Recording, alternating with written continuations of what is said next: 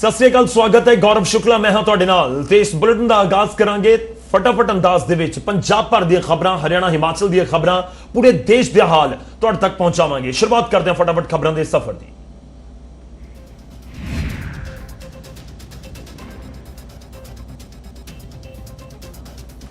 Lockdown को लैके अज पंजाब दे विच review meeting होने जा रही है, जिस दे विच मुख सकत्तर ते कुछ मंत्री भी शामिल होणगे। इस दे विच बलबीर सिद्धू सेहत मंत्री और भारत भूषण आशू के शामिल होने की उम्मीद है। जलंधर कैंट तो कांग्रेस के विधायक प्रगट सिंह ने मंत्री ते IAS अधिकारियों के विचाले चल रहे विवाद से टिप्पणी की। उन्होंने कहा कि यह समा आपस के विच लड़न की बजाय पंजाब के हित दे विच फैसले लैण दा है। शराब के मुद्दे पर अमन अरोड़ा ने मुख्यमंत्री कैप्टन अमरिंदर सिंह को चिट्ठी लिखी है। उन्होंने मामले के हल के लिए विधान सभा की उच्च पद्धरी कमेटी बनाने की मांग की।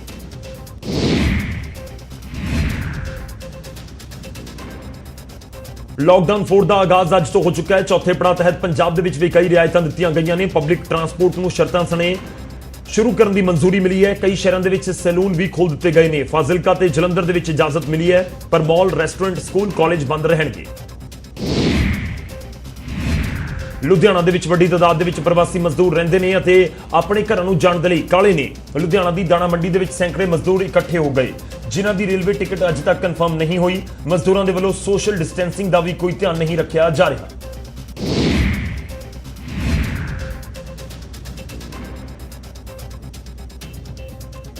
कोरोना संकट के विचाले जलंधर के विच प्रवासी मजदूरों ने प्रशासन ते तंग परेशान करने के इल्जाम लगाए। सड़कों पर रहने लाचार मजदूरों ने घर वापसी की गुहार लगाई है। अंबाला नैशनल हाईवे ते लुधियाना तो पैदल चल के आ रहे मजदूरों को शंभू बैरियर तो पुलिस ने वापस भेज दिता। भुख के सताए प्रवासियों को लोगों के वलों छोले ते गुड़ दिता गया ताकि ये प्रवासी लोग कुछ दिन इस सुक्के राशन के नाल गुजारा कर सकन। पंजाब दे विच प्रवासी मजदूरों की हालत तरसयोग है, पर सरकारां कोई ध्यान नहीं दे रही।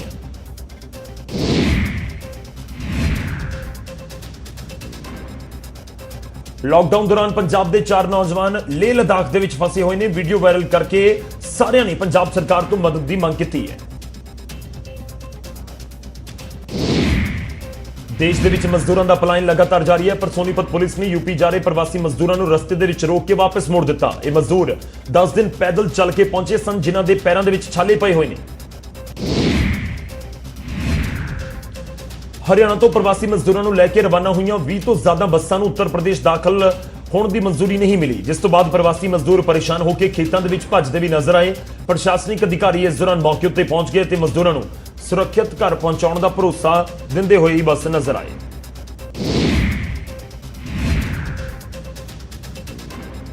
बाहर दे सूबे दे विच फसे हिमाचल प्रदेश के लोगों की वापसी लगातार जारी है। मुंबई और गोवा तो 2 ट्रेनों के जरिए करीब 1300 लोग वापस पहुंचे। उन्होंने स्टेशन पर पहुंचे इन्होंने लोगों के चेहरे के उत्ते खुशी साफ तौर पर नजर आई।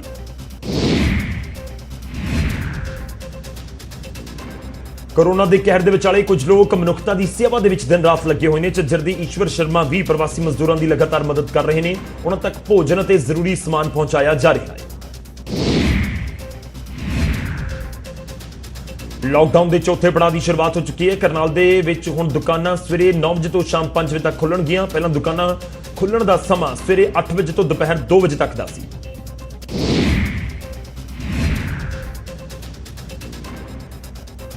लॉकडाउन के चलते खादी उत्पादकों को भी बड़ा नुकसान हो रहा है। विक्री न होने कारण कारीगरों, बुनकरों ते मजदूरों के लिए आर्थिक संकट खड़ा हो गया है।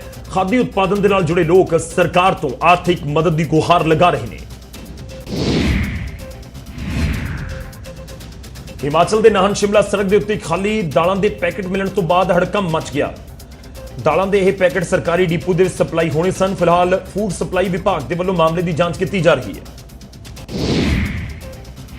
बठिंडा की केंद्रीय जेल के विच हंगामा हो गया। गैंगस्टरों दी 2 धिरां दे विच जम के लड़ाई हुई। लड़ाई च एक गैंगस्टर बुरी तरह जख्मी भी हो गया। फिरोजपुर की केंद्रीय जेल के विच एक बार फिर मोबाइल फोन बरामद होए ने। जेल के विच बंद 3 गैंगस्टरों के जो तलाशी ली गई तो उन्होंने कोलों फोन बरामद किए गए।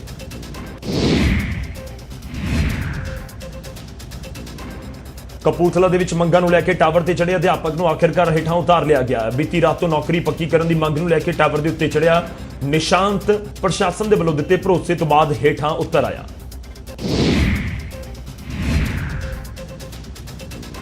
ਨਾਭਾ ਦੇ ਪਿੰਡ ਸੁਰਾਜਪੁਰ ਦੇ ਵਿੱਚ ਪੰਚਾਇਤੀ ਜ਼ਮੀਨ ਦੀ ਬੋਲੀ ਦੌਰਾਨ ਦੋ ਧਿਰਾਂ ਦੇ ਵਿਚਾਲੇ ਵਿਵਾਦ ਹੋ ਗਿਆ। ਇਸ ਦੌਰਾਨ ਇੱਕ ਅੰਮ੍ਰਿਤਧਾਰੀ ਬਜ਼ੁਰਗ ਦੇ ਨਾਲ ਕੁੱਟਮਾਰ ਕੀਤੀ ਗਈ। ਘਟਨਾ ਦੀ ਵੀਡੀਓ ਵਾਇਰਲ ਹੋ ਰਹੀ ਹੈ। ਅਜਨਾਲਾ ਦੇ ਪਿੰਡ ਚੀਨਾ ਕਰਮ ਸਿੰਘ ਦੇ ਨੌਜਵਾਨ ਦੀ ਗੰਭੀਰ ਬਿਮਾਰੀ ਦੇ ਨਾਲ ਇਟਲੀ 'ਚ ਮੌਤ ਹੋ ਗਈ। ਨੌਜਵਾਨ ਦਾ ਥੋੜੇ ਦਿਨਾਂ ਬਾਅਦ ਹੀ ਵਿਆਹ ਰੱਖਿਆ ਹੋਇਆ ਸੀ।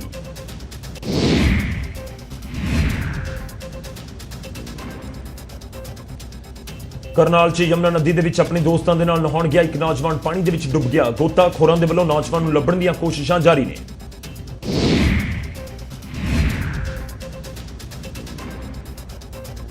ਨੂੰਹ ਦੇ ਰੰਗਾਲਾ ਰਾਜਪੁਰ ਪਿੰਡ ਦੇ ਵਿੱਚ ਪਤੀ ਪਤਨੀ ਵਿਚਾਲੇ ਬਹਿਸ ਹੋ ਗਈ। ਇਲਜ਼ਾਮ ਹੈ ਕਿ ਕੁੜੀ ਵਾਲਿਆਂ ਨੇ ਮੁੰਡੇ ਵਾਲਿਆਂ ਤੇ ਹਮਲਾ ਕਰ ਦਿੱਤਾ। ਇਸ ਹਮਲੇ ਦੇ ਵਿੱਚ ਇੱਕ ਸ਼ਖਸ ਦੀ ਮੌਤ ਦੀ ਖਬਰ ਵੀ ਸਾਹਮਣੇ ਆਈ ਹੈ। ਉਧਰ ਰੋਪੜ ਦੇ ਇੱਕ ਡੇਰੇ ਦੇ ਵਿੱਚ ਸੇਵਾ ਕਰਨ ਵਾਲੇ ਇੱਕ ਸ਼ਖਸ ਦੀ ਸ਼ੱਕੀ ਹਾਲਾਤ ਦੇ ਵਿੱਚ ਮੌਤ ਹੋ ਗਈ। ਇਹ ਸ਼ਖਸ ਪਿਛਲੇ 40 ਸਾਲਾਂ ਤੋਂ ਡੇਰੇ ਦੇ ਵਿੱਚ ਰਹਿ ਰਿਹਾ ਸੀ। ਪੁਲਿਸ ਨੇ ਮਾਮਲੇ ਦੀ ਜਾਂਚ ਸ਼ੁਰੂ ਕਰ ਦਿੱਤੀ ਹੈ। ਫਿਰੋਜ਼ਪੁਰ ਦੇ ਡੀਐਸਪੀ ਨਿਰਲੇਪ ਸਿੰਘ ਦਾ ਦੇਹਾਂਤ ਹੋ ਗਿਆ। ਨਿਰਲੇਪ ਸਿੰਘ ਕੁਝ ਸਮੇਂ ਤੋਂ ਬਿਮਾਰ ਚੱਲ ਰਹੇ ਨੇ। ਨਿਰਲੇਪ ਸਿੰਘ ਨੇ ਅੰਮ੍ਰਿਤਸਰ ਆਪਣੇ ਘਰ ਦੇ ਵਿੱਚ ਆਖਰੀ ਸਾਹ ਲਏ। ਕੜਸ਼ੰਕਰ ਦੇ ਪਿੰਡ ਲਲਵਾਣ ਦੇ ਚੱਕ ਨਰਿਆਲ ਦੇ ਵਿੱਚ ਅੱਗ ਲੱਗਣ ਨਾਲ 20 ਝੁੱਗੀਆਂ ਸੜ ਕੇ ਸੁਆਹ ਹੋ ਗਈਆਂ। ਇਸ ਦੌਰਾਨ ਇੱਕ ਬਜ਼ੁਰਗ ਜਿਉਂਦਾ ਸੜ ਗਿਆ, ਜਿਸ ਦੀ ਮੌਕੇ ਤੇ ਹੀ ਮੌਤ ਹੋ ਗਈ।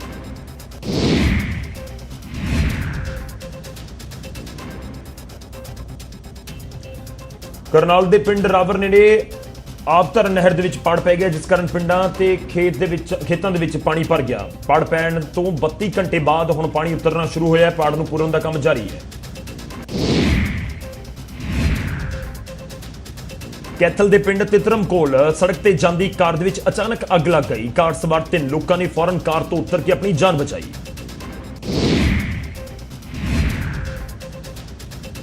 ਸਮਾਣਾ ਦੇ ਪਿੰਡ ਸਹਿਜਪੁਰਾ ਕਲਾ ਦੇ ਵਿੱਚ ਘਰ ਦੇ ਸਮਾਨ ਨੂੰ ਅੱਗ ਲਾਉਣ ਦੇ ਮਾਮਲੇ 'ਚ ਇੱਕ ਸ਼ਖਸ ਨੂੰ ਪੁਲਿਸ ਨੇ ਗ੍ਰਿਫਤਾਰ ਕੀਤਾ ਹੈ। ਪਤਨੀ ਨੇ ਉਸ ਤੇ ਕੁੱਟਮਾਰ ਕਰਨ ਅਤੇ ਕਿਸੇ ਹੋਰ ਮਹਿਲਾ ਦੇ ਨਾਲ ਨਾਜਾਇਜ਼ ਸੰਬੰਧ ਹੋਣ ਦਾ ਇਲਜ਼ਾਮ ਲਗਾਇਆ।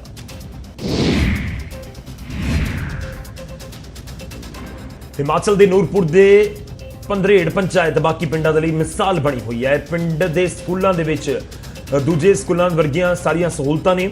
ਪੰਚਾਇਤ ਘਰ ਦੇ ਵਿੱਚ ਸੀਸੀਟੀਵੀ ਤੇ ਵਾਈਫਾਈ ਸਣੇ ਵੀ ਕਈ ਹੋਰ ਸਹੂਲਤਾਂ ਦਿੱਤੀਆਂ ਗਈਆਂ ਨੇ। ਲਾਕਡਾਊਨ 'ਚ ਸਮਾਜ ਸੇਵਾ ਕਰ ਰਹੀ ਪੁਲਿਸ ਦਾ ਨਵਾਂ ਰੂਪ ਵੀ ਸਾਹਮਣੇ ਆਇਆ। ਅੰਮ੍ਰਿਤਸਰ ਦੇ ਵਿੱਚ ਪੁਲਿਸ ਨੇ ਇੱਕ ਗਰੀਬ ਕੁੜੀ ਦੇ ਵਿਆਹ ਦਾ ਜ਼ਿੰਮਾ ਚੁੱਕਿਆ। ਵਿਆਹ ਦੇ ਵਿੱਚ ਪੁਲਿਸ ਮੁਲਾਜ਼ਮਾਂ ਦੀ ਮਿਲਣੀ ਵੀ ਕਰਵਾਈ ਗਈ। ਜੰਮੂ ਕਸ਼ਮੀਰ ਦੇ ਵਿੱਚ ਇੱਕ ਸਿੱਖ ਪੁਲਿਸ ਅਧਿਕਾਰੀ ਨੇ ਸਾਂਝੀਵਾਲਤਾ ਦੀ ਮਿਸਾਲ ਪੇਸ਼ ਕੀਤੀ। ਸਿੱਖ ਅਧਿਕਾਰੀ ਇੰਦਰਜੀਤ ਸਿੰਘ ਨੇ ਮੁਸਲਿਮ ਭਰਾਵਾਂ ਦੇ ਨਾਲ ਰੂਹੇ ਇਫਤਿਆਰੀ ਦਾ ਤਿਉਹਾਰ ਮਨਾਉਂਦੇ ਹੋਏ ਉਹਨਾਂ ਨੂੰ ਕੁਰਾਨ ਭੇਂਟ ਕੀਤੀ।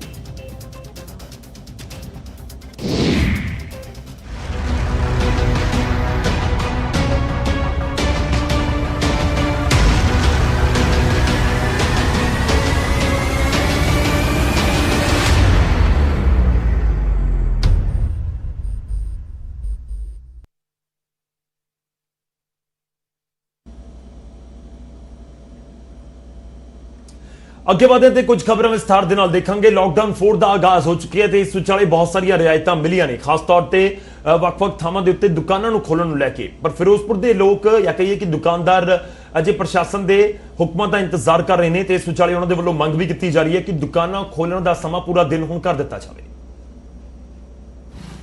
ਵਾਇਰਸ ਵਰਗੀ ਮਹਾਮਾਰੀ ਤੋਂ ਜੇ ਚੱਲਦੇ ਆ ਜਿਹੜਾ ਹੁਣ ਪੰਜਾਬ ਦੇ ਵਿੱਚ ਕਰਫਿਊ ਜਿਹੜਾ ਖਤਮ ਕਰ ਦਿੱਤਾ ਗਿਆ ਔਰ ਲੋਕਡਾਊਨ ਨੂੰ ਸ਼ੁਰੂ ਕਰ ਦਿੱਤਾ ਗਿਆ।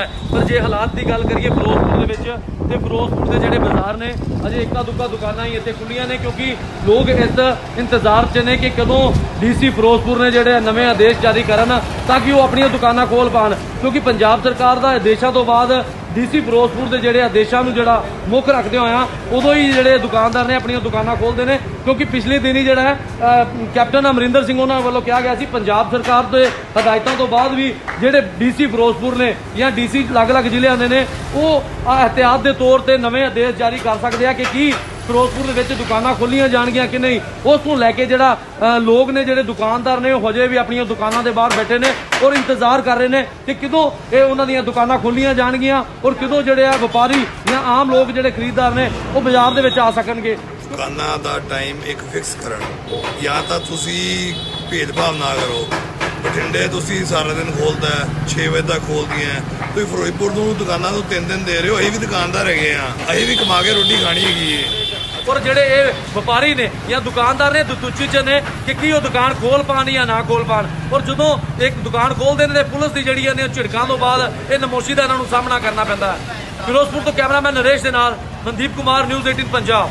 ਬਠਿੰਡਾ ਵਿੱਚ ਕਰਫਿਊ ਖਤਮ ਹੋਣ ਤੋਂ ਬਾਅਦ ਸਥਿਤੀ ਬਿਲਕੁਲ ਆਮ ਵਰਗੀ ਬਣਦੀ ਨਜ਼ਰ ਆ ਰਹੀ ਹੈ। ਤਸਵੀਰਾਂ ਤੁਸੀਂ ਵੇਖ ਸਕਦੇ ਹੋ ਬਠਿੰਡਾ ਦੀਆਂ ਕਿ ਬਠਿੰਡਾ ਦੇ ਵਿੱਚ ਲੋਕ ਨੇ ਘਰਾਂ ਤੋਂ ਬਾਹਰ ਨਿਕਲ ਰਹੇ ਨੇ, 4 ਵੀਲਰ 2 ਵੀਲਰ ਆਮ ਵਾਂਗ ਰੂਟੀਨ ਦੇ ਵਾਂਗ ਸੜਕਾਂ ਦੇ ਉੱਪਰ ਦੌੜ ਰਹੇ ਨੇ। ਅੱਜ ਮਾਰਕੀਟ ਦੀ ਗੱਲ ਕੀਤੀ ਜਾਵੇ ਤਾਂ ਪੂਰੇ ਦੇ ਪੂਰੇ ਬਾਜ਼ਾਰ ਨੇ ਬਠਿੰਡਾ ਦੇ ਵਿੱਚ ਖੁੱਲੇ ਹੋਏ ਨੇ। ਹਾਲਾਂਕਿ ਸਵੇਰ 7 ਵਜੇ ਤੋਂ ਲੈ ਕੇ 6 ਵਜੇ ਤੱਕ ਮਾਰਕੀਟ ਦੇ ਖੁੱਲ੍ਹਣ ਦਾ ਟਾਈਮ ਹੈ ਜਿਹੜਾ ਡੀਸੀ ਬਠਿੰਡਾ ਵੱਲੋਂ ਫਿਲਹਾਲ ਨਿਰਧਾਰਿਤ ਕੀਤਾ ਗਿਆ। ਤਸਵੀਰਾਂ ਦੇ ਵਿੱਚ ਤੁਸੀਂ ਦੇਖ ਸਕਦੇ ਹੋ ਕਿ ਕਿਸ ਤਰ੍ਹਾਂ ਕਿਹੜੇ ਬਾਜ਼ਾਰ ਹੈ, ਮਾਰਕੀਟ ਹੈ, ਉਹ ਖੁੱਲੇ ਹੋਏ ਨੇ। ਹਾਲਾਂਕਿ ਭੀੜ ਭਾੜ ਵਾਲੀਆਂ ਜਗ੍ਹਾਵਾਂ, ਸ਼ਾਪਿੰਗ ਕੰਪਲੈਕਸ, ਸ਼ਾਪਿੰਗ ਮਾਲ ਨੂੰ ਖੋਲ੍ਹਣ ਦੀ ਇਜਾਜ਼ਤ ਫਿਲਹਾਲ ਨਹੀਂ ਦਿੱਤੀ ਗਈ ਹੈ। ਪਰ ਦੂਸਰੇ ਪਾਸੇ ਬੱਸ ਸਟੈਂਡ ਵੀ ਬਠਿੰਡਾ ਦਾ ਹਜੇ ਫਿਲਹਾਲ ਬੰਦ ਪਿਆ ਨਜ਼ਰ ਆ ਰਿਹਾ। ਉਮੀਦ ਇਹ ਕੀਤੀ ਜਾ ਰਹੀ ਹੈ ਕਿ ਜਲਦੀ ਹੀ ਬੱਸਾਂ ਨੂੰ ਵੀ ਸ਼ੁਰੂ ਕਰ ਦਿੱਤਾ ਜਾਣਾ ਹੈ। ਹਾਲਾਂਕਿ ਸੋਸ਼ਲ ਡਿਸਟੈਂਸਿੰਗ ਨੂੰ ਲੈ ਕੇ ਬੱਸਾਂ ਨੂੰ ਵੀ ਘੱਟ ਸਵਾਰੀਆਂ ਬਿਠਾ ਕੇ ਸ਼ੁਰੂਆਤੀ ਦਿਨਾਂ ਦੇ ਵਿੱਚ ਸ਼ੁਰੂ ਕੀਤਾ ਜਾਏਗਾ।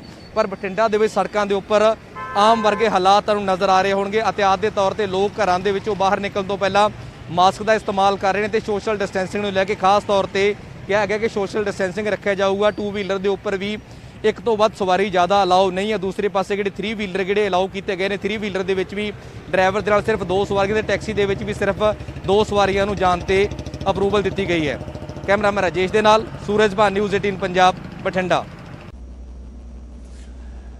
ਅੱਗੇ ਵਧਦੇ ਹਾਂ, ਹੁਣ ਲਾਕਡਾਊਨ ਦਾ ਅਸੀਂ ਜ਼ਿਕਰ ਕਰਾਂਗੇ। ਲਾਕਡਾਊਨ ਆਪਣੇ ਚੌਥੇ ਗੇੜ ਦੇ ਵਿੱਚ ਪਹੁੰਚ ਚੁੱਕਿਆ। ਲਾਕਡਾਊਨ ਲਗਾਇਆ ਗਿਆ ਤਾਂ ਕਿ ਕਰੋਨਾ ਦੇ ਨਾਲ ਲੜਿਆ ਜਾ ਸਕੇ, ਪਰ ਇਸ ਵਿਚਾਲੇ ਜਿਹੜੀ ਨਸ਼ੇ ਦੀ ਚੇਨ ਸੀ ਉਸ ਨੂੰ ਵੀ ਤੋੜਨ ਦੇ ਵਿੱਚ ਕਾਮਯਾਬੀ ਹਾਸਲ ਹੋਈ। ਪਰ ਇਸ ਸਭ ਦੇ ਵਿਚਾਲੇ ਜਿਹੜੇ ਨਸ਼ੇ ਦੇ ਕਾਲੇ ਕਾਰੋਬਾਰ ਨੂੰ ਚਲਾ ਰਹੇ ਨੇ, ਉਹ ਆਪਣਾ ਇਹ ਗੋਰਖ ਧੰਦਾ ਹੁਣ ਧਰਮ ਦੀ ਆੜ ਦੇ ਵਿੱਚ ਚਲਾਉਣ ਦੀ ਕੋਸ਼ਿਸ਼ ਕਰ ਰਹੇ ਨੇ। ਮੋਗਾ ਤੋਂ ਖਬਰ ਦੇਖੋ।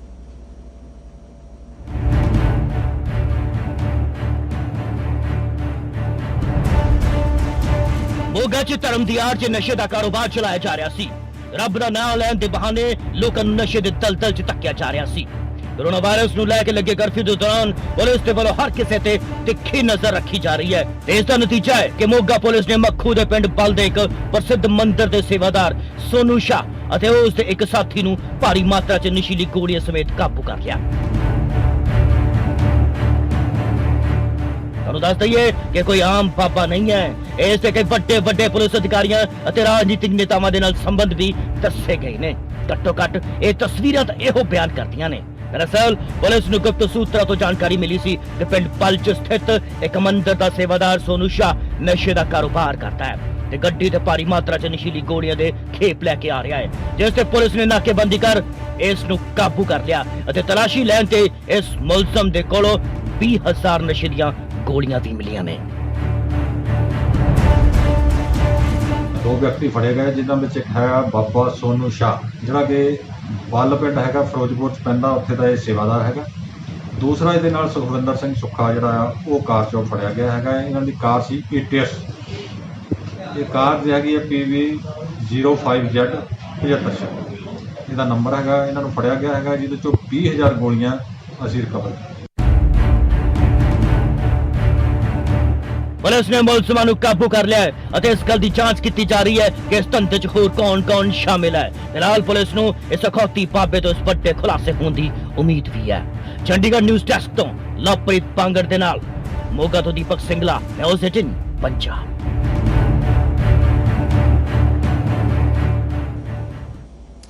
ਹੁਣ ਖਬਰ ਲਵਾਂਗੇ ਸਮਾਣਾ ਤੋਂ। ਇੱਕ ਪਾਸੇ ਲਾਕਡਾਊਨ ਨੇ ਬਾਜ਼ਾਰ ਬੰਦ ਹੈ, ਪਰ ਜਿਹੜੇ ਘਰੇਲੂ ਕਲੇਸ਼ ਨੇ ਉਹ ਵੀ ਇਸ ਸਮੇਂ ਵੱਡੀ ਸਮੱਸਿਆ ਪ੍ਰਸ਼ਾਸਨ ਦੇ ਲਈ ਬਣ ਗਏ ਨੇ। ਸਮਾਣਾ ਤੋਂ ਇਹ ਰਿਪੋਰਟ ਦੇਖੋ।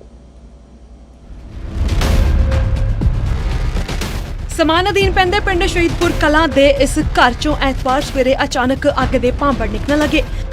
ਦੇਖਦੇ ਹੀ ਦੇਖਦਿਆਂ ਘਰ ਦਾ ਸਾਰਾ ਸਮਾਨ ਸੜ ਕੇ ਸੁਆਹ ਹੋਇਆ। ਹਾਲਾਂਕਿ ਜਾਨੀ ਨੁਕਸਾਨ ਤੋਂ ਬਚਾ ਰਿਹਾ ਹੈ। ਇਲਜ਼ਾਮਾਂ ਮੁਤਾਬਿਕ ਇਸ ਘਰ ਨੂੰ ਅੱਗ ਘਰ ਦੇ ਮਾਲਿਕ ਤਰਸੇਮ ਸਿੰਘ ਨੇ ਲਗਾਈ ਹੈ, ਜਿਸ ਦਾ ਆਪਣੀ ਪਤਨੀ ਨੂੰ ਲੈ ਕੇ ਕੋਈ ਮਾਮੂਲੀ ਝਗੜਾ ਹੋਇਆ। ਇਸ ਤੋਂ ਬਾਅਦ ਪਰੇਸ਼ਾਨੀ ਚ ਆ ਕੇ ਤਰਸੇਮ ਨੇ ਘਰ ਨੂੰ ਅੱਗ ਲਗਾ ਦਿੱਤੀ। ਹਾਲਾਂਕਿ ਉਸ ਦੀ ਪਤਨੀ ਨੇ ਬੱਚਿਆਂ ਸਮੇਤ ਮਸਾਂ ਆਪਣੀ ਜਾਨ ਬਚਾਈ। ਤਰਸੇਮ ਦੀ ਪਤਨੀ ਦੇ ਮੁਤਾਬਿਕ ਉਸ ਦਾ ਪਤੀ ਨਸ਼ੇ ਦਾ ਆਦੀ ਹੈ ਤੇ ਉਹ ਕਿਸੇ ਵੀ ਔਰਤ ਦੇ ਨਾਲ ਨਜਾਇਜ਼ ਸਬੰਧ ਵਿੱਚ ਹੈ। ਇਸੇ ਕਰਕੇ ਉਸ ਨਾਲ ਉਹ ਅਕਸਰ ਕੁੱਟਮਾਰ ਵੀ ਕਰਦਾ ਸੀ। ਸਾਰੀਆਂ ਗਲਤ ਨੇ। ਅੱਗ ਲੱਗੀ ਹੈ ਜੀ, ਲਾਈ ਨਹੀਂ ਗਈ। ਕਿਸ ਕਾਰਨ? ਕੱਪੜਿਆਂ ਪਿੱਛੇ। ਮੈਂ ਕੱਪੜੇ ਲੈ ਕੇ ਆਇਆ ਸੀ, ਉਹ ਕਹਿੰਦੇ ਮੇਰੇ ਪਸੰਦ ਨਹੀਂ, ਲਾ ਲਓ। ਇਹਨੂੰ ਸੀਖ ਲਾ ਦੇ ਫੂਕਦੇ ਹੋਏ ਜਨਾਨੀ ਵਾਲੀਆਂ ਗੱਲਾਂ। ਉਦੋਂ ਤੋਂ ਥੋੜੀ ਜਿਹੀ ਪੜਦੇ ਨੂੰ ਲੱਗ ਗਈ, ਉਹਦੀ ਬੁਝਾ ਲਈ ਤੇ ਮੈਂ ਅੱਗ ਬੁਝਾਉਣ ਲੱਗ ਗਿਆ ਤੇ ਉਹ ਤੂੰ ਮੈਂ ਹੋਈ ਐ ਐਵੇਂ ਨਹੀਂ ਤੇ ਉਦੋਂ ਰੁੱਸ ਕੇ ਜਾਣ ਲੱਗੀ ਤੇ ਮੈਂ ਲੈਣ ਵਗ ਗਿਆ, ਵੜਿਆ ਵੜੂ ਕੇ ਲੈ ਕੇ ਆਇਆ ਤੇ ਉਹਨੇ ਮੋਟਰਸਾਈਕਲ ਦੇ ਪਿੱਛੋਂ ਛਾਲ ਮਾਰ ਕੇ ਸੱਟਾਂ ਖਾਧੀਆਂ ਨੇ। ਹੋਰ ਇਦੋਂ ਵੱਧ ਕੋਈ ਗੱਲ ਨਹੀਂ। ਉਧਰ ਤਰਸੇਮ ਸਿੰਘ ਆਪਣੇ ਉੱਤੇ ਲੱਗੇ ਇਲਜ਼ਾਮਾਂ ਨੂੰ ਗਲਤ ਦੱਸ ਰਿਹਾ ਹੈ। ਤਰਸੇਮ ਮੁਤਾਬਿਕ ਉਹ ਵਾਢੀ ਦਾ ਸੀਜ਼ਨ ਲਗਾ ਕੇ 2.5 ਮਹੀਨੇ ਬਾਅਦ ਘਰ ਪਰਤਿਆ ਤੇ ਉਹ ਆਪਣੀ ਪਤਨੀ ਲਈ ਨਵੇਂ ਸੂਟ ਵੀ ਲੈ ਕੇ ਆਇਆ, ਜੋ ਪਤਨੀ ਨੂੰ ਪਸੰਦ ਆਏ ਤੇ ਇਸ ਗੱਲ ਨੂੰ ਲੈ ਕੇ ਝਗੜਾ ਵੱਧ ਗਿਆ।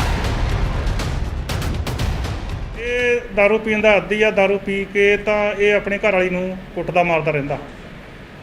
ਇਹਦੇ ਜਿਹੜੀ ਮਦਈ ਆ, ਮੁਕੱਦਮਾ ਮਦਈ ਆ ਜਸਪ੍ਰੀਤ ਕੌਰ, ਇਹਨੇ ਇਹ ਵੀ ਦੱਸਿਆ ਸੀਗਾ ਜਿਹੜਾ ਮੇਰਾ ਘਰ ਵਾਲਾ ਇਹਦੇ ਕਿਸੇ ਨਾਮਲੂਮ ਕਿਸੇ ਔਰਤ ਨਾਲ ਨਜਾਇਜ਼ ਸੰਬੰਧ ਆ, ਜਿਸ ਕਰਕੇ ਇਹਨਾਂ ਦੀ ਘਰ ਦੇ ਵਿੱਚ ਆਪਸ ਵਿੱਚ ਲੜਾਈ ਰਹਿੰਦੀ ਆ। ਉਹ ਜਿਹੜੀ ਆਪਣੇ ਹੈਗੀ ਆ ਜਸਪ੍ਰੀਤ ਕੌਰ, ਉਹਨੇ ਦਰਵਾਜ਼ਾ ਦਾ ਆਪਣੇ ਕਮਰੇ ਦਾ ਦਰਵਾਜ਼ਾ ਖੋਲ੍ਹ ਕੇ ਤੇ ਬਾਹਰ ਨਿਕਲ ਗਈ। ਨਿਕਲ ਤੋਂ ਬਾਅਦ ਇਹਨੇ ਫਿਰ ਕੁੱਟੀ ਤਾਂ ਇਹਨੇ ਮੁੜ ਕੇ ਦਰਵਾਜ਼ੇ ਨੂੰ ਆਪਣੇ ਚੁਬਾਰੇ ਨੂੰ ਅੱਗ ਲਾ ਕੇ ਸਵਾਹ ਕਰਤਾ, ਸਾਰਾ ਸਮਾਨ ਜੋ ਹੈਗਾ ਸੀਗਾ, ਬੈੱਡ ਬੁੱਡਾਰਾ ਵਗੈਰਾ ਸਾੜ ਦਿੱਤੇ। ਉਹਦੇ ਆਧਾਰ ਤੇ ਫਿਰ ਅਸੀਂ ਇਹਦੇ ਖਿਲਾਫ ਮੁਕੱਦਮਾ ਦਰਜ ਕਰਤਾ। ਖੈਰ ਪੁਲਿਸ ਪਤਨੀ ਦੇ ਬਿਆਨਾਂ ਮੁਤਾਬਿਕ ਤਰਸੇਮ ਨੂੰ ਗ੍ਰਿਫਤਾਰ ਕਰ ਚੁੱਕੀ ਹੈ ਤੇ ਪੁਲਿਸ ਸਾਰੇ ਮਾਮਲੇ ਦੀ ਗਹਿਰਾਈ ਨਾਲ ਜਾਂਚ ਕਰ ਰਹੀ ਹੈ। ਸਮਾਣਾ ਤੋਂ ਪ੍ਰਸ਼ੋਤਮ ਕੌਸ਼ਿਕ, ਨਿਊਜ਼ 18।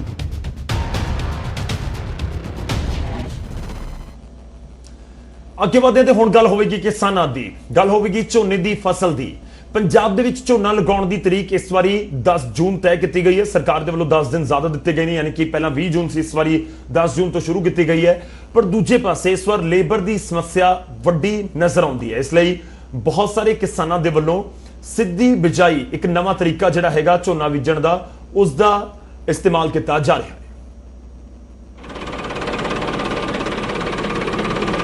ਸਰਕਾਰਾਂ ਕਿਸਾਨਾਂ ਨੂੰ ਆਧੁਨਿਕ ਤਰੀਕੇ ਦੇ ਨਾਲ ਖੇਤੀ ਕਰਨ ਦੇ ਲਈ ਹਮੇਸ਼ਾ ਜਾਗਰੂਕ ਕਰਨ ਦੀ ਕੋਸ਼ਿਸ਼ ਕਰਦੀਆਂ ਰਹੀਆਂ, ਪਰ ਆਪਣੇ ਮੰਤਵ ਦੇ ਵਿੱਚ ਜ਼ਿਆਦਾ ਕਾਮਯਾਬ ਹੁੰਦੀਆਂ ਨਜ਼ਰ ਨਹੀਂ ਆਈਆਂ।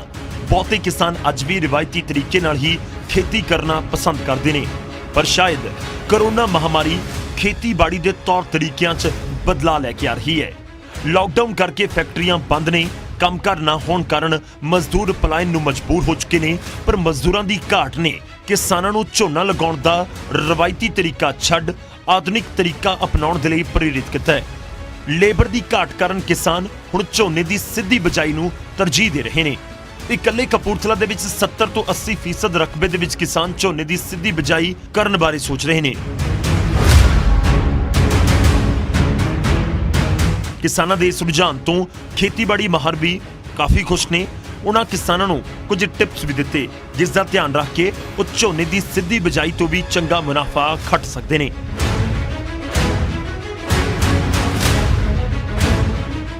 ਪੰਜਾਬ 'ਚ ਝੋਨਾ ਲਗਾਉਣ ਦੀ ਤਰੀਕ 10 ਜੂਨ ਤੈਅ ਕੀਤੀ ਗਈ ਹੈ, ਪਰ ਜਿਹੜੇ ਕਿਸਾਨ ਸਿੱਧੀ ਬਿਜਾਈ ਕਰਨਾ ਚਾਹੁੰਦੇ ਨੇ, ਉਹਨਾਂ ਦੀ ਸਰਕਾਰ ਨੂੰ ਮੰਗ ਹੈ ਕਿ ਬਿਜਲੀ ਸਪਲਾਈ 10 ਜੂਨ ਨੂੰ ਵਧਾਉਣ ਦੀ ਥਾਂ ਪਹਿਲਾਂ ਵਧਾਈ ਜਾਵੇ, ਤਾਂ ਜੋ ਉਹਨਾਂ ਨੂੰ ਪਰੇਸ਼ਾਨੀ ਨਾ ਹੋਵੇ। 13 ਕਿੱਲੇ ਦੀ ਖੇਤੀ ਕਰ ਰਿਹਾ ਜੀ। ਅੱਗੇ ਮੈਂ ਹਰ ਵਾਰ ਝੋਨਾ ਰਵਾਇਤੀ ਢੰਗ ਨਾਲ ਲਾਉਂਦਾ ਸੀ ਕੱਦੂ ਕਰਕੇ, ਕਿ ਲੇਬਰ ਦੀ ਘਾਟ ਕਾਰਨ ਤੇ ਲੇਬਰ ਰੇਟ ਵੀ ਜ਼ਿਆਦਾ ਮੰਗਦੀ ਹੈ ਜੀ। ਇਸ ਕਰਕੇ ਝੋਨਾ ਜਿਹੜਾ ਜੀ ਮੈਂ ਡਰਿੱਲ ਰਾਹੀਂ ਬੀਜਣ ਦੀ ਪਲਾਨ ਬਣਾਇਆ। ਆਮ ਤੌਰ ਤੇ ਪਹਿਲਾਂ ਝੋਨੇ ਦੀ ਪਨੀਰੀ ਤਿਆਰ ਕੀਤੀ ਜਾਂਦੀ ਹੈ ਅਤੇ ਫਿਰ ਇਸ ਨੂੰ ਖੇਤਾਂ ਦੇ ਵਿੱਚ ਲਗਾਇਆ ਜਾਂਦਾ ਹੈ। ਇਸ ਤਰੀਕੇ 'ਚ ਪਾਣੀ ਦੀ ਬਹੁਤ ਜ਼ਿਆਦਾ ਖਪਤ ਹੁੰਦੀ ਹੈ ਅਤੇ ਲੇਬਰ ਦੀ ਵੀ ਜ਼ਰੂਰਤ ਪੈਂਦੀ ਹੈ।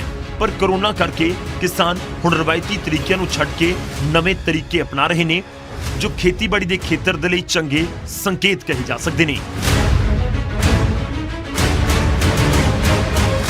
ਕਪੂਰਥਲਾ ਤੋਂ ਜਗਜੀਤ ਤੰਜੂ, ਨਿਊਜ਼ 18 ਪੰਜਾਬ। ਕਿਸਾਨਾਂ ਤੋਂ ਬਾਅਦ ਹੁਣ ਗੱਲ ਹੋਵੇਗੀ ਵਿਦਿਆਰਥੀਆਂ ਦੀ। ਲਾਕਡਾਊਨ ਦੇ ਵਿਚਾਲੇ ਸਕੂਲ ਕਾਲਜ ਬੰਦ ਨੇ ਤੇ ਪ੍ਰਾਈਵੇਟ ਸਕੂਲਾਂ ਦੇ ਵੱਲੋਂ ਆਨਲਾਈਨ ਕਲਾਸਿਸ ਦੇ ਜ਼ਰੀਏ ਬੱਚਿਆਂ ਨੂੰ ਪੜ੍ਹਾਇਆ ਜਾ ਰਿਹਾ ਹੈ ਤਾਂ ਕਿ ਉਹਨਾਂ ਦੀ ਸਿੱਖਿਆ ਦਾ ਨੁਕਸਾਨ ਨਾ ਹੋਵੇ। ਪਰ ਇਹਨਾਂ ਆਨਲਾਈਨ ਕਲਾਸਿਸ ਦਾ ਕਿੰਨਾ ਫਾਇਦਾ ਹੋ ਰਿਹਾ, ਕਿੰਨੀਆਂ ਕੁ ਇਹ ਸਾਰਥਕ ਸਾਬਤ ਹੋ ਰਹੀਆਂ ਨੇ, ਰਿਪੋਰਟ ਦੇਖੋ।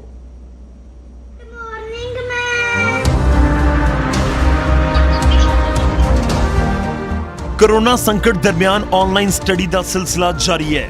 ਜਲੰਧਰ 'ਚ ਆਨਲਾਈਨ ਪੜ੍ਹਾਈ ਬਾਰੇ ਬੱਚਿਆਂ ਦੇ ਮਾਪਿਆਂ ਨੂੰ ਕਾਫੀ ਪਰੇਸ਼ਾਨੀਆਂ ਦਾ ਸਾਹਮਣਾ ਕਰਨਾ ਪੈ ਰਿਹਾ ਹੈ। ਹਰਪ੍ਰੀਤ ਸਿੰਘ ਦੇ ਪਿਤਾ ਦਾ ਕਹਿਣਾ ਹੈ ਕਿ ਨੈਟਵਰਕ ਪੂਰੇ ਨਾ ਹੋਣ ਕਾਰਨ ਬੱਚਿਆਂ ਤੱਕ ਪੂਰਨ ਰੂਪ ਦੇ ਵਿੱਚ ਸਿਲੇਬਸ ਨਹੀਂ ਪਹੁੰਚ ਰਿਹਾ, ਨਾ ਹੀ ਪੂਰੀਆਂ ਕਿਤਾਬਾਂ ਨੇ। ਜੋ ਬੱਚੇ ਆ ਜਿਨ੍ਹਾਂ ਦਾ ਪੂਰਾ ਭਵਿੱਖ ਪੜ੍ਹਾਈ ਤੇ ਨਿਰਭਰ ਹੈ, ਉਹਨਾਂ ਦੀ ਪੜ੍ਹਾਈ ਤੇ ਪੋਸੀਬਲ ਹੀ ਨਹੀਂ ਸੀ ਇਸ ਲੋਕਡਾਊਨ 'ਚ। ਜਦੋਂ ਸਕੂਲ ਬੰਦ ਕਰ ਦਿੱਤੇ ਗਏ, ਕਾਲਜ ਬੰਦ ਕਰ ਦਿੱਤੇ ਗਏ, ਈਵਨ ਹਰ ਚੀਜ਼ ਬੰਦ ਕਰ ਦਿੱਤੀ ਗਈ। ਉੱਥੇ ਮਾਧਿਅਮ ਬਹੁਤ ਅੱਛਾ ਹੈ, ਆਨਲਾਈਨ ਜੋ ਸਟੱਡੀ ਸਕੂਲਾਂ ਵੱਲੋਂ ਜਾਂ ਕੈਪਟਨ ਸਰਕਾਰ ਵੱਲੋਂ ਉਪਰਾਲਾ ਚੱਕਿਆ ਗਿਆ ਵੀ ਬੱਚਿਆਂ ਨੂੰ ਜਿਹੜੀ ਐਜੂਕੇਸ਼ਨ ਆ ਆਨਲਾਈਨ ਦਿੱਤੀ ਜਾਏਗੀ। ਆਨਲਾਈਨ ਪੜ੍ਹਾਈ ਦੇ ਵਿੱਚ ਰਿਚਾਰਜ ਪਲਾਨ ਵੀ ਰੁਕਾਵਟ ਬਣੇ ਨੇ। ਬਹੁਤ ਸਾਰੇ ਮਾਪੇ ਆਰਥਿਕ ਮੰਦੀ ਕਾਰਨ ਮਹਿੰਗੇ ਰਿਚਾਰਜ ਨਹੀਂ ਕਰਵਾ ਪਾ ਰਹੇ। ਬੱਚਿਆਂ ਨੂੰ ਪੂਰੀ ਤਰ੍ਹਾਂ ਸਮਝ ਨਾ ਆਉਣ ਕਾਰਨ ਵੀ ਦਿੱਕਤ ਆ ਰਹੀ ਹੈ। ਜਿਸ ਤਰ੍ਹਾਂ ਇੰਟਰਨੈਟ ਜੋ ਆਪਣੇ ਭਾਰਤ ਵਿੱਚ ਇੰਨਾ ਸક્ષਮ ਨਹੀਂ, ਪਿੰਡਾਂ ਵਾਲੇ ਇਲਾਕਿਆਂ ਦੇ ਵਿੱਚ ਇੰਟਰਨੈਟ ਪੂਰੀ ਤਰ੍ਹਾਂ ਉਸ ਦੀ ਰੇਂਜ ਨਹੀਂ ਪਹੁੰਚ ਪਾਉਂਦੀ, ਔਰ ਕੁਝ ਪਰਿਵਾਰ ਇੱਦਾਂ ਦੇ ਆ ਜੋ ਇੰਟਰਨੈਟ ਦੇ ਮਹਿੰਗੇ ਪੈਕ ਅਫੋਰਡ ਨਹੀਂ ਕਰ ਪਾਉਂਦੇ। ਪੰਜਾਬ ਸਰਕਾਰ ਵੱਲੋਂ ਬੇਸ਼ੱਕ ਸੋਮਵਾਰ ਤੋਂ ਕਰਫਿਊ ਹਟਾ ਦਿੱਤਾ ਗਿਆ, ਪਰ ਲਾਕਡਾਊਨ 31 ਮਈ ਤੱਕ ਜਾਰੀ ਰਹੇਗਾ। ਮੁੱਖ ਮੰਤਰੀ ਪੰਜਾਬ ਦੇ ਵੱਲੋਂ ਬੱਚਿਆਂ ਦੀ ਸਿਹਤ ਨੂੰ ਧਿਆਨ ਦੇ ਵਿੱਚ ਰੱਖਦੇ ਹੋਏ ਸਕੂਲ ਬੰਦ ਰੱਖਣ ਦਾ ਫੈਸਲਾ ਕੀਤਾ ਗਿਆ, ਪਰ ਅਜਿਹੇ 'ਚ ਆਨਲਾਈਨ ਸਟੱਡੀ ਪੂਰੀ ਤਰ੍ਹਾਂ ਸਾਰਥਕ ਨਾ ਹੋਣਾ ਵੀ ਇੱਕ ਵੱਡੀ ਸਮੱਸਿਆ ਬਣ ਰਿਹਾ ਹੈ। ਜਲੰਧਰ ਤੋਂ ਸੁਰਿੰਦਰ ਕੰਬੋਜ, ਨਿਊਜ਼ 18 ਪੰਜਾਬ।